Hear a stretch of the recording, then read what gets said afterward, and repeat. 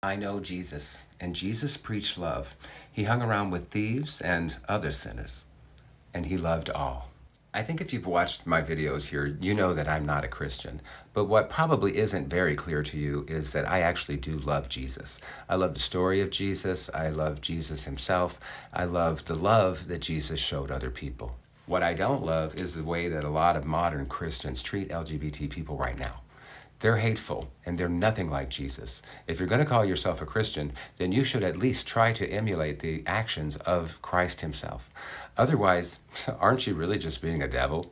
I mean, it's right there in the word Christian. His name is there. You're supposed to follow Christ. You're supposed to follow the example that Christ set.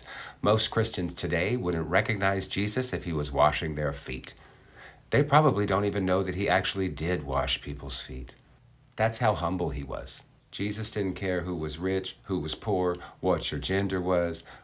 Jesus didn't care about any of that stuff. Social status meant nothing to Jesus. And there is not a quote anywhere in the world from Jesus ever saying that he hated anybody, much less queer people. Can I be like Jesus?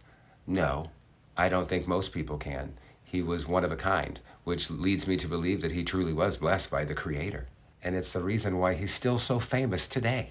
There are people in this world who've never heard of Beyonce, but they sure know who Jesus is. No other name invokes such loving light, but no other name also invokes such hate and evil that have occurred against LGBT people worldwide in the name of Jesus. It's a contradiction that I can only imagine Jesus himself would never approve of. So it's no wonder that so many people hear the word Jesus and they run in the opposite direction. So many queer people across the world are being told that Jesus doesn't love them and that they're going to hell. If we believe that, and we know that we can't change our sexuality, and we shouldn't have to, well then we have no choice but to abandon Jesus Christ and his teachings.